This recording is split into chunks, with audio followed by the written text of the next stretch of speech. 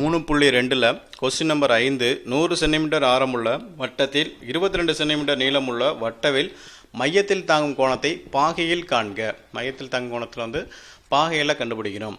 இப்போ ஃபஸ்ட்டு கொடுக்கப்பட்டது தீட்டாங்கிறது 22 சென்டிமீட்டர் ஆரமுள்ள வட்டக்கோண பகுதியில் தாங்கும் கோணம் நம்ம எடுத்துக்கிட்டோம்னா, இப்போ ஆர் ஈக்குவல்ட்டு எவ்வளோ கொடுத்துறாங்க 100 சென்டிமீட்டர்ஸ். அப்போ நீளம் எவ்வளோ கொடுத்துறாங்க 22 சென்டிமீட்டர்ஸ். அப்போ கோணம் நீளத்துக்கான ஃபார்முலா θ/360 × 2/r. தீட்டாவோட வேல்யூ தெரியாது, நீளம் தெரியும், ஆரம் தெரியும். அப்போ கொண்டு வந்து சப்ஸ்டிட் பண்ணேன்னா 22 = θ/360 2π × 100. இப்போ தீட்டா மட்டும் இந்த பட்ஜெட் மீதில் அந்த பக்கம் கொண்டு போயிடும். 22 × 360 / 2π × 100. இப்போ எல்லாத்தையும் சுருக்கணுன்னா 2 சுருக்கிடலாம். 100 சுருக்கிட்டேன்னா உனக்கு 22/9/5 × பையோட வேல்யூ 22/7 தலைகளாக போட்டோம்னா 7/22. 22 அடிச்சிடலாம். அப்போது 9 × 7/5 கிடைக்கும், 63/5. அப்போ 63/5 சுருக்கணும்னா 12.6 டிகிரி கோணத்தில் இருக்குது.